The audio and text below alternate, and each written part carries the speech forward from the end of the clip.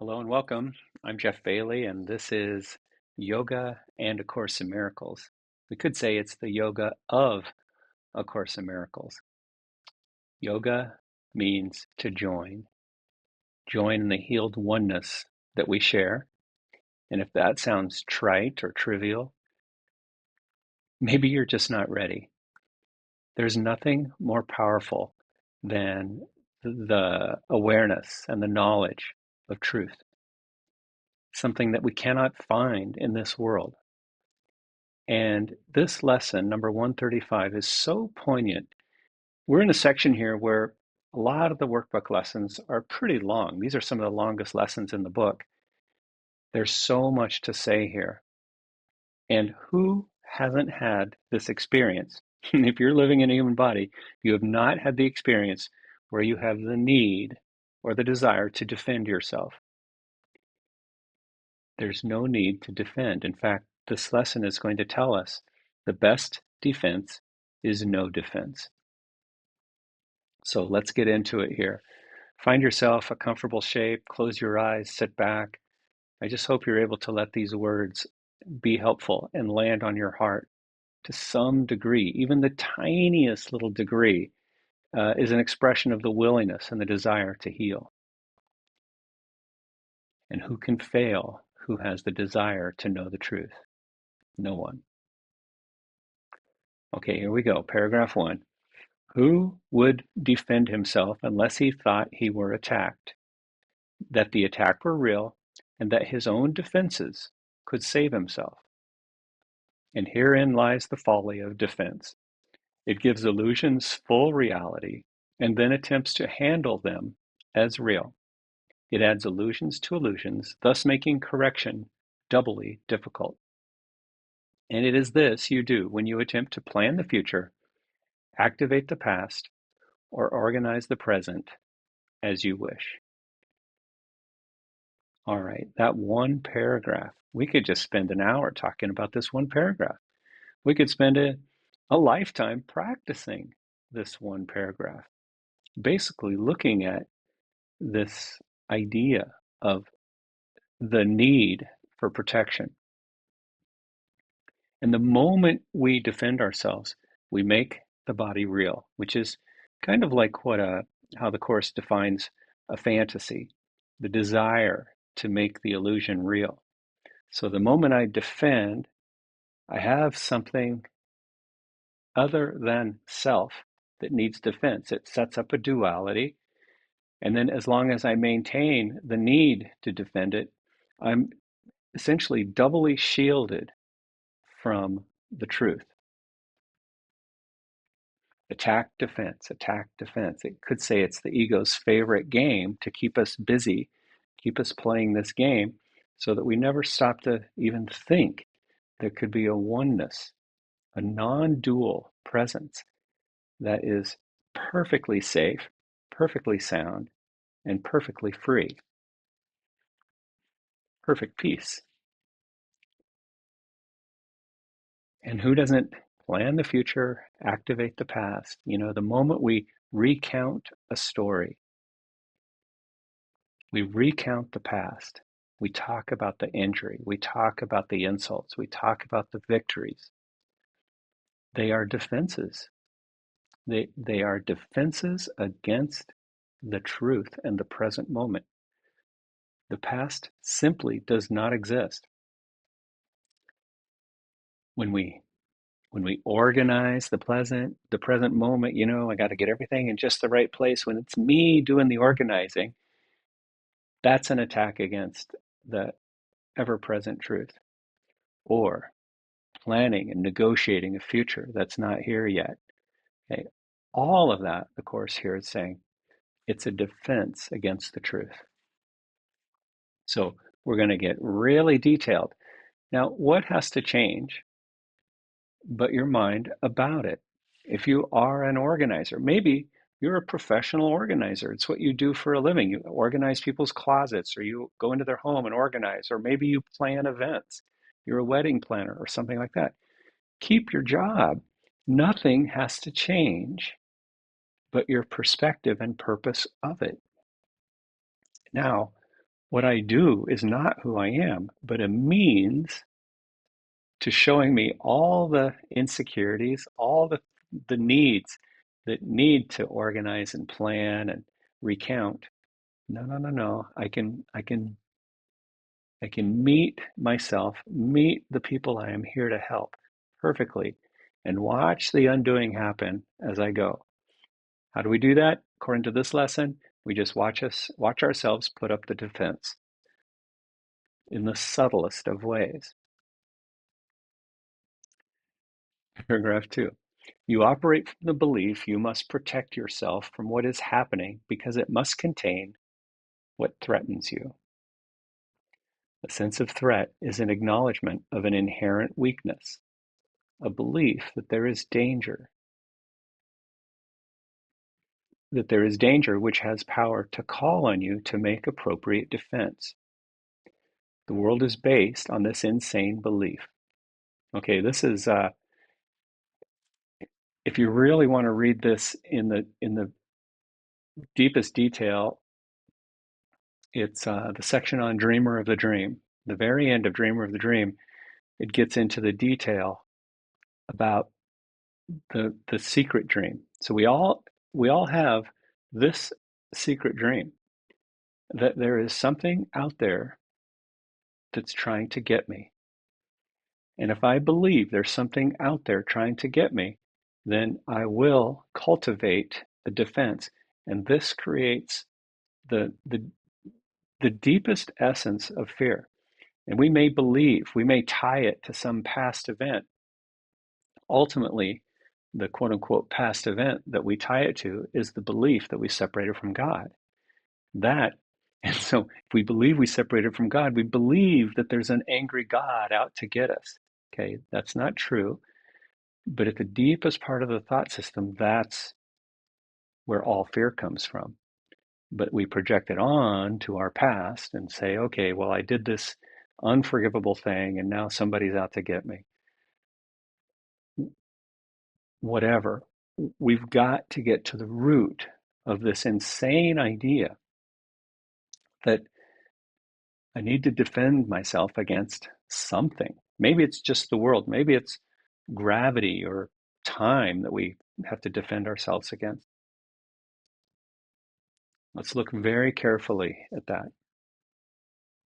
because the world is based on this insane belief, and my it provides the power that maintains my sense of separate, fearful self. And all its structures, all its thoughts and doubts, its penalties and heavy armaments, its legal definitions and its codes, its ethics and its leaders and its gods, all serve but to preserve its sense of threat. For no one walks the world in armature, but must have terror striking at his heart.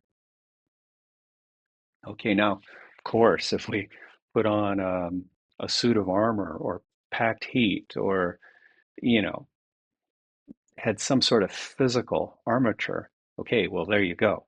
That's maybe a triple shield against the truth, because now I have a physical protection that is layered on top of a mental or emotional protection that's layered on top of the belief that I separated from God. See how much unwinding we have to do, and it can all happen in an instant. But for most of us, it takes a little time, and that is what time is for.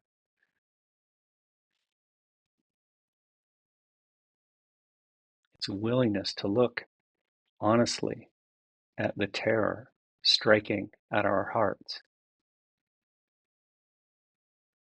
And what do we do when we find it? We gently give it up. We give it to the light. We give it to God. And these are gifts. These are the gifts we give to God. The gifts we give are our fears, our pains, our sorrows, our judgments. We give them up. And these are gifts because God it undoes them, or the Holy Spirit undoes them. And that's very happy. Defense is frightening. It stems from fear, increasing fear as each defense is made. You think it offers safety, defense, yet it speaks of fear made real and terror justified. Is it not strange you do not pause to ask as you elaborate your plans and make your armor thicker and your locks more tight that you defend, and how and against what? Okay, now, does this mean that we don't lock our doors at night? Does this mean that we don't push the button and lock the car when we go into the movie theater? No, not at all. I heard a course teacher one time say, why would I want to tempt somebody into doing something that could bring them guilt? Like stealing my car or breaking into my house, right? So we can take worldly measures that just make sense. Locking your door at night or not locking your door at night, there is a great opportunity to just do what the feeling suggests, or you could even pray on it. Holy Spirit, should I should I lock my door right now? And here's the answer. It's always going to be an answer that brings you some form of peace. So if it makes you feel peaceful, you lock the door. If you lock it out of fear, then go ahead and lock it as long as it takes until you can lock it out of love and lock it out of certainty that everything is going to be okay. And then it becomes irrelevant, locked or unlocked. It really doesn't matter. Let us consider first what you defend. This is paragraph 4. So what am I defending? It must be something that is very weak and easily assaulted. Sounds like the body to me. It must be something made easy prey, unable to protect itself, and needing your defense. What but the body has such frailty that constant care and watchful, deep concern are needful to protect its little life?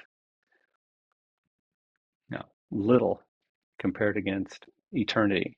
Anything in time and space is little compared to eternity, partially because it doesn't even exist at all. What but the body falters and must fail to serve the Son of God as worthy host? Okay, so just bringing to awareness the frailty of the body, and that which is frail must be protected according to the ego. Yeah.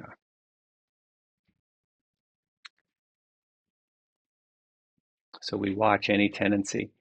If it needs protected, it doesn't exist. Back to the introduction of the course, right?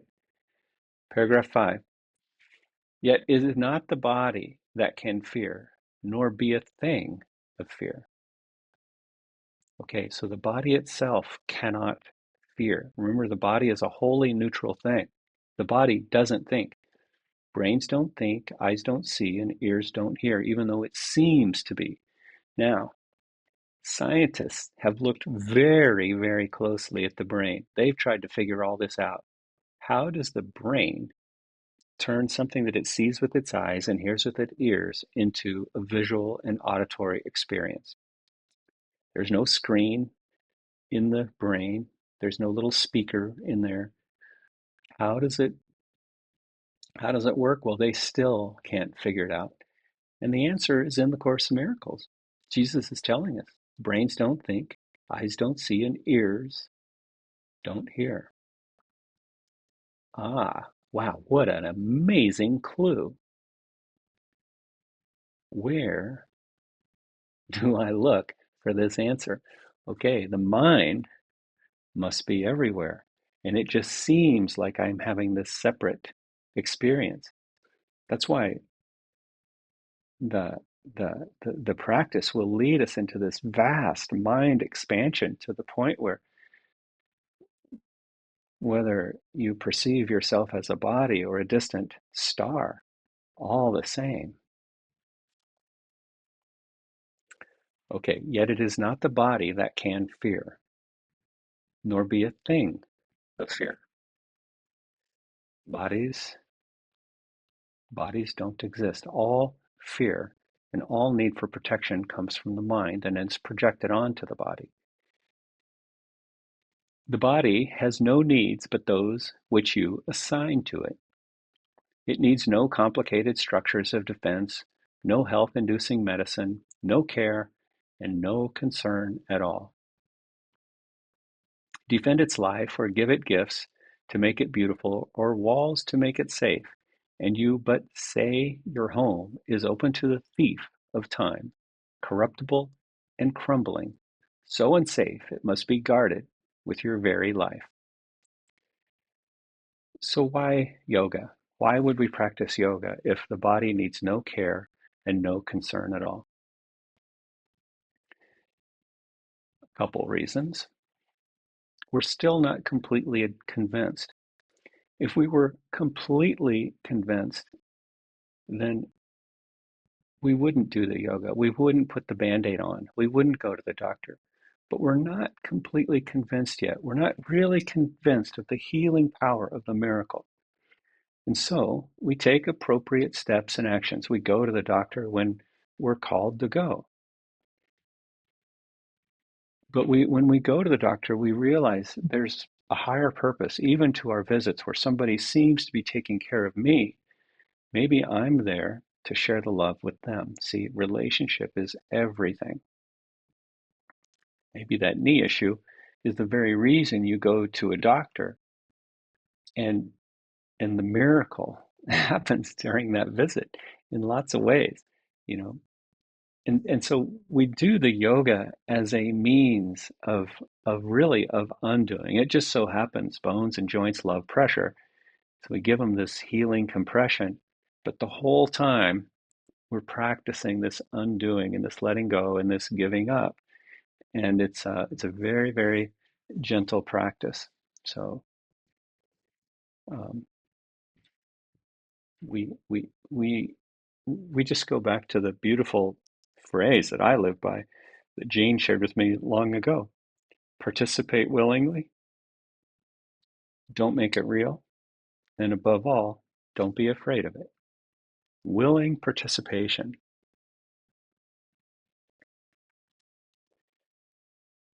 Paragraph 6. Is not this picture fearful? The whole explanation of the body needing to protect itself, that is. Can you be at peace with such a concept of your home? Right? I mean, imagine these, building a castle, this elaborate structure of protection. How can you be at peace building such a structure? How can you be at peace with this constant idea that your body is what and who you are? Of course it needs a defense because it's temporary. Yet what endowed the body with the right to serve you? Yet what endowed the body with the right to serve you thus, except your own belief? Okay, back to the power of belief. It is your mind which gave the body all the functions that you see in it. Okay, so that's why it's the mind, the power of the one mind, that assigned the ability, the eyes to see and the ears to hear and my fingers to seem to move. It's the power of belief. And it sets its value far beyond a little pile of dust and water. Okay, so and the quantum physicists will tell us that's what the body is. It's actually not even dust. It's really not even water. It's 99.99% space, which leaves just a few random particles floating around that organize and make up not only the body but our homes and the entire world we see.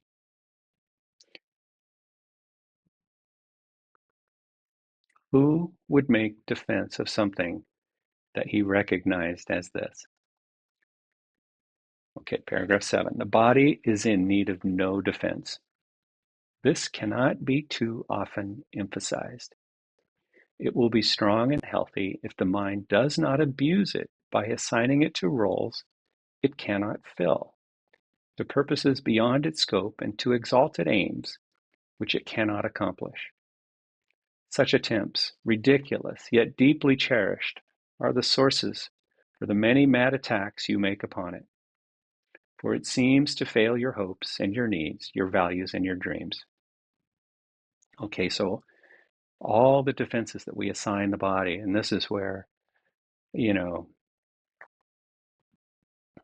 all the fitness paradigms, even the contemporary world of yoga, assigning it the role of getting the perfect pose and working until I get the pose just right, or lifting weights to build strong muscles and be visually acceptable. These are all defenses. Now, the yoga we do, once again, is in its truest sense not necessary. The body needs nothing because it is nothing. All healing happens at the level of the mind. So everything we do with the body, if weightlifting is your thing, keep lifting weights, but assign your healing, assign all value, assign all your value to your healed mind.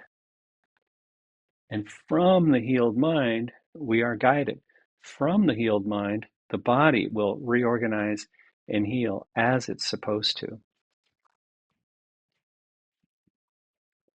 Paragraph 8. The little s self that needs protection is not real. The body, so this is the ego, the body, valueless and hardly worth the least defense, need merely be perceived as quite apart from you, and it becomes a healthy, serviceable instrument from which the mind can operate until its usefulness is over. Who would want to keep it when its usefulness is done? Oh, I love that. We want to be as helpful and useful as we can, listening and following the, the Holy Spirit's kind, loving guidance.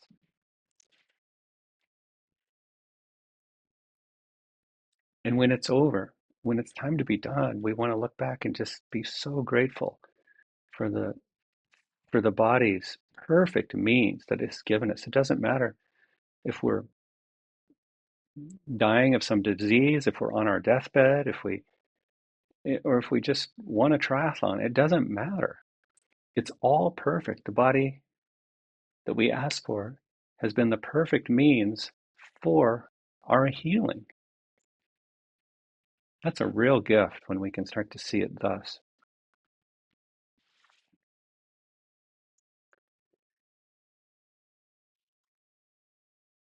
Oh, and then this part about perceiving the body quite apart from you. Now, the you that Jesus is speaking to, or the Holy Spirit speaking through in the Course, is the healed mind.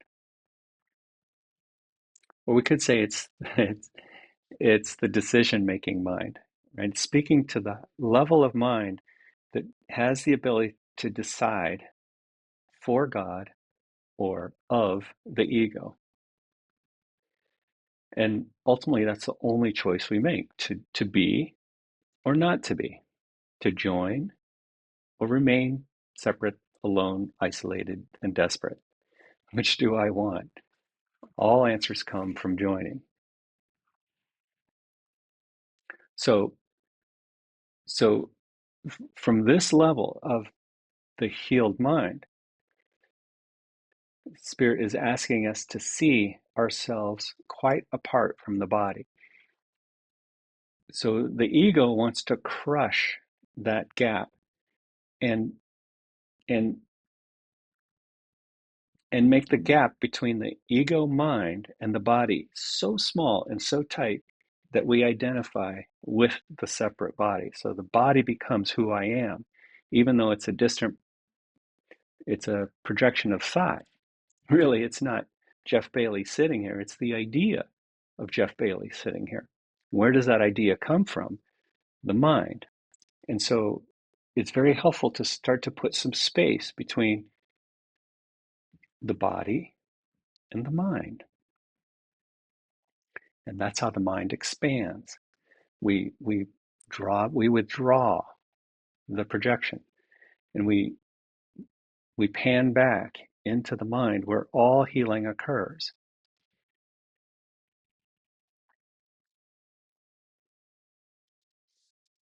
Yeah, merely be perceived as quite apart from you. And it becomes a healthy, serviceable instrument through which the mind can operate until its usefulness is over. So now, when I have that healthy relationship, now it's spirit that is guiding me. And I realize I'm not the body. It's too painful to be the body. It's just my instrument. Okay, that's what makes us all artists, by the way. Defend the body, and you have attacked your mind. Yeah, if I defend the body, now I'm putting up a barrier to the mind because I'm making the body real and not spirit. For you have seen in it the faults, the weaknesses, the limits, and the lacks from which you think the body must be saved. You will not see the mind as separate from bodily conditions, and you will impose upon the body all the pain that comes from the conception of the mind as limited and fragile, and apart from other minds and separate from its source. Yeah, separate individual body. How can a separate individual body be joined with source? No, it's the epitome of separation. Yet are the thoughts in need of healing, and the body will respond with health when they have been corrected and replaced with truth. That's the miracle. That's the joining we're talking about. This is the body's only real defense. Yet it is this where you look. Yet is this where you look for its defense? You offer it protection of a kind from which it gains no benefit at all, but merely adds to your distress of mind. Peace and health are synonymous. What good is it to be healthy if you're not peaceful? It's impossible. You do not heal, but merely take away the hope of healing, for you fail to see where hope must lie if it be meaningful. So this is the essence of our yoga practice. Every shape, every movement, whether we're on the mat or walking through life, it doesn't matter. Everything points us back to the healed mind, or up to the healed mind, or down. It doesn't matter. Whatever direction works for you, we want to get to the healed mind within. That's where healing occurs. It's thoughts of sickness and pain and separation. If I make myself as a body real, that is what's projected on the body, and it will be sick, or it will be unhealthy, stuck, immobile. Now, as I join with my healed mind, I join with my already healed and whole mind and let those thoughts come through. That's the miracle that heals. That's how, we've all read about spontaneous healings. People that the doctor has said, no, you have 3 weeks to live. You're never going to make it past the next month. And then they go on to live 10 more years, okay, because that moment was the catalyst for them to truly do something different. I got a long lesson here. A healed mind does not plan. It carries out the plans that it receives through listening to wisdom that is not its own. Yeah. I stopped making lists a long time ago, and when I realized this, I was making to-do lists. And So then I just thought, okay, well, whatever I need from the store, whatever I need moment by moment, it will be given to me. And if I forget something, I'm just not supposed to have it, or maybe I'm supposed to connect with a neighbor or find another way, or you know, there's an ingredient that I'm supposed to be missing for this recipe, and the miracle comes through, and it all works out. So see, there's no accidents, no mistakes. Watch the many ways that we keep ourselves out of the healed power of now. Do I make a list occasionally? I don't know. I I'm not a list maker, but I'll put stuff in my calendar. I need to know when certain meetings are. I might have a connection with one of you or with a fellow student or another teacher or something.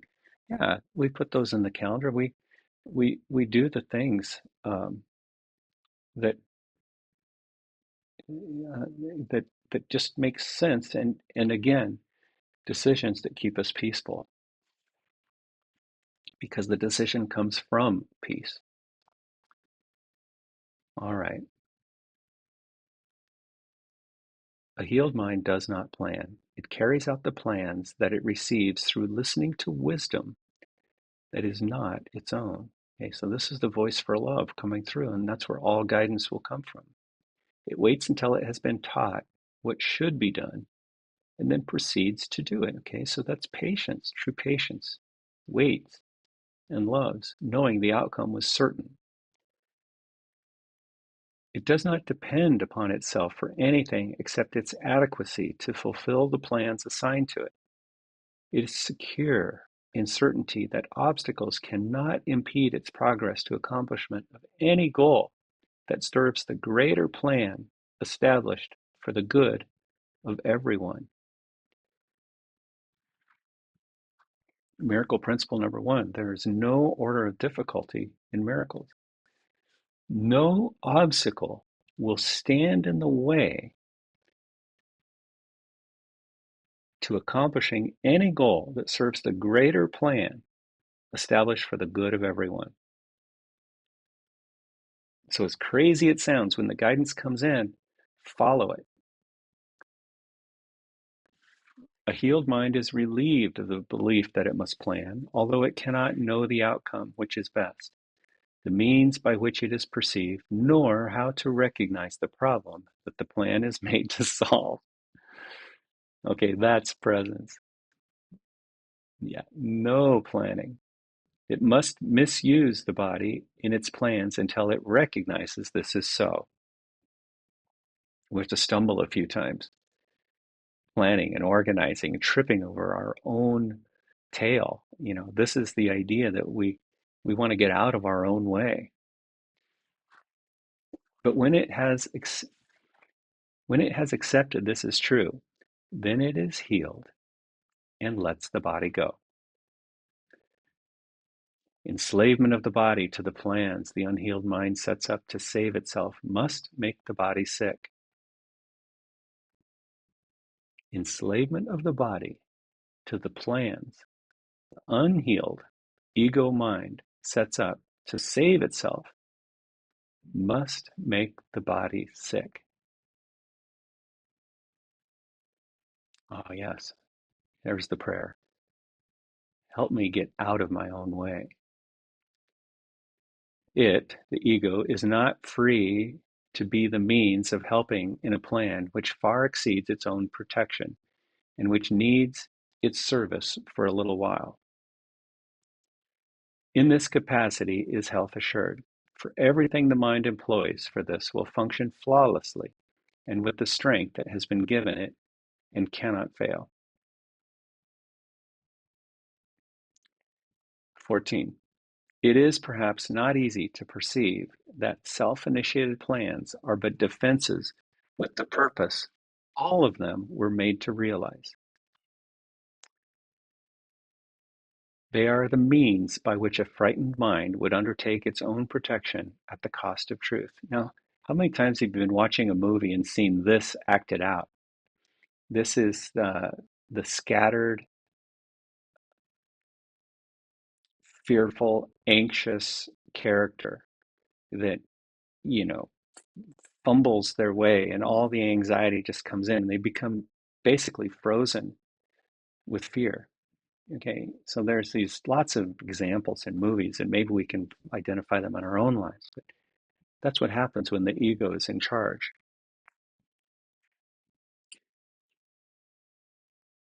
This is not difficult to realize in some forms which these self-deceptions take, where the denial of reality is very obvious, yet planning is not recognized as a defense. So really going into a lot here about how planning is a defense against the present moment, the truth. You've heard the saying, if you want to make God laugh, make a plan.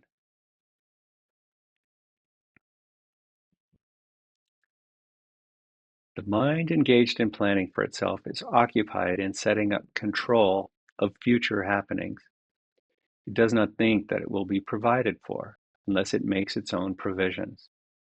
Time becomes a future emphasis to be controlled by learning and experience obtained from past events and previous beliefs. It overlooks the present, for it rests on the idea that past has taught enough to let the mind direct its future course. All right. I thought of a movie called Let It Ride, and maybe the name of that awesome actor, Richard Dreyfuss, in the movie Let It Ride. Here's a beautiful example of a guy who has a gambling addiction. Now, we could say that if I'm going to sit down and gamble and lay money down against the odds, that is a setup for failure. It's a defense against the truth, because in that moment I'm saying to myself, I don't have enough. If I make this bet and win this amount of money, then I'll be happy. So it's going into the past. I'm not good enough. I don't have enough now. And if I get this right and I get a little bit lucky, then my future will be better. See how gambling puts us on the timeline. But watch the movie with Richard Dreyfuss, Let It Ride. You'll see this beautiful example of a man who does exactly the opposite. He has a gambling problem, but all of a sudden, Spirit is speaking to him and speaking through him, and he's turning his gambling addiction into a healing opportunity. And you'll see it's a great example of why the form does not matter. Follow the guidance, repurpose the actions in the form. Good things happen. That's the miracle coming through. The mind that plans is thus refusing to allow for change. I want it thus instead of I'll let things evolve according to God's will. What it has learned before becomes the basis for its future goals. So, of course, we pull the past into our current decision making that says the future must be like the past. All right, I'm getting ahead. Its past experience directs its choice of what will happen, and it does not see that here and now is everything it needs to guarantee a future quite unlike the past, without a continuity of any old ideas and sick beliefs. We want a future unlike the past, better than the past. So we got to quit pulling the past into our plan. Anticipation plays no part at all. For present confidence directs the way. Defenses are the plans you undertake to make against the truth. Their aim is to select what you approve and disregard what you consider incompatible with your beliefs of your reality. Yet what remains is meaningless indeed, for it is your reality that is the threat to which your defenses would attack, obscure, and take apart and crucify. Now, this is the false reality. It's the belief in the separate self. that uh, that creates the need for defense. What could you not accept if you but knew that everything that happens, all events, past, present, and to come, are gently planned by one whose only purpose is your good?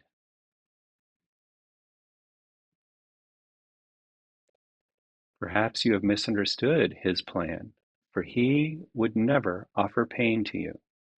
But your defenses did not let you see his loving blessing shine in every step you ever took. While you made plans for death, he led you gently to eternal life.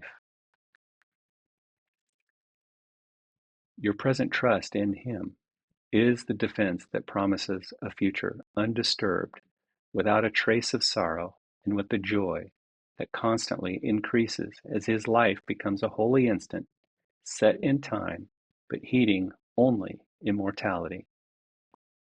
This is the happy dream, okay? The real world. This is the this is as far as the Course asks us to go. And from there, we give it all over to God, who takes the last step. Let no defenses but your present trust direct the future, and this life becomes a meaningful encounter with the truth that only your defenses would conceal. Without defenses, you become a light which heaven gracefully acknowledges to be its own, and it will lead you on in ways appointed for your happiness according to the ancient plan begun when time was born, the holy instant. Your followers will join their light with yours, and it will be increased until the world is lighted up with joy. And gladly will your brothers lay aside their cumbersome defenses, which availed them nothing and could only terrify. We will anticipate that time today with present confidence, for this is part of what was planned for us. This moment of present confidence, this moment of present trust was part of God's plan. We will be sure that everything we need is given us for our accomplishment of this today. And if you're still here with me listening and these words are landing on your heart, then there's the confidence. This is no accident. We make no plans for how it will be done, but realize that our defenselessness is all that is required for the truth to dawn upon our minds with certainty. For 15 minutes twice today, so far we've been at it for 45 minutes, that's pretty good. For 15 minutes twice a day, we rest from senseless planning and from every thought that blocks the truth from entering our minds. Today we will receive instead of plan, that we may give instead of organize. And we are given truly as we say. Here's the prayer. If I defend myself, I am attacked. But in defenselessness, I will be strong, and I will learn what my defenses hide. There it is. There's the prayer. I want to know what my defenses are hiding. And once I identify them, I give them up to love's light, where they dissolve. Nothing but that. If there are plans to make, you will be told of them. They may not be the plans you thought were needed, nor indeed the answers to the problems which you thought confronted you, but they are answers to another kind of question which remains unanswered yet in need of answering until the answer, capital A, comes to you at last. See, so the answers and the guidance is always something that will bring some form of peace. Peace is the goal. Out of peace comes happiness and the reorganization of time and space around us. All your defenses have been aimed at not receiving what you will receive today, just because of this change of mind. And in the light and joy of simple trust, you will but wonder why you ever thought that you must be defended from release. Heaven asks nothing. It is hell that makes extravagant demands for sacrifice. You give up nothing in these times today when, undefended, you present yourself to your Creator as you really are. He has remembered you. Today we will remember him.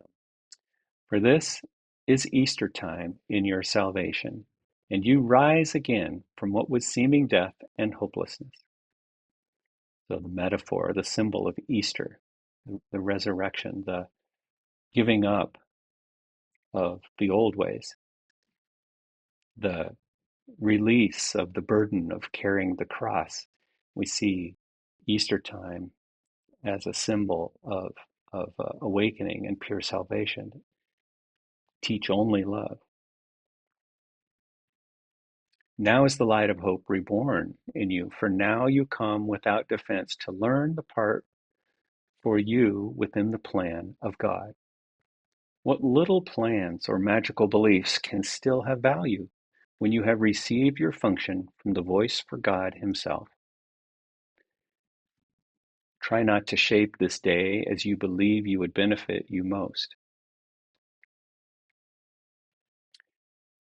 Again, try not to shape this day as you believe would benefit you most. In other words, stay out of your own way, for you cannot conceive of all the happiness that comes to you without your planning. Learn today, and all the world will take this giant stride and celebrate your Easter time or your resurrection with you, or your healing with you. Throughout the day, as foolish little things appear to raise defensiveness in you and tempt you to engage in weaving plans, remind yourself this is a special day for learning, and acknowledge it with this. This is my Easter time.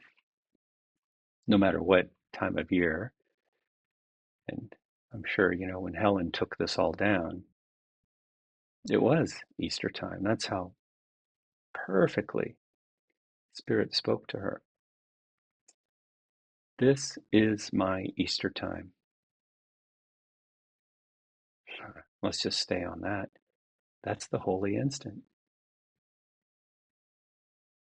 This is my Easter time. Right here, right now. And I would keep it holy. I would not defend myself because the Son of God needs no defense against the truth of his reality. The best defense is no defense. And in our defenselessness, we merge with the ever present power of perfect love. That's the guiding light. That's the best protection there is, because it's the only protection there is. Okay, thanks for hanging in me. That was a beauty. Lesson number 135. If I defend myself, I am attacked. No defense. Namaste.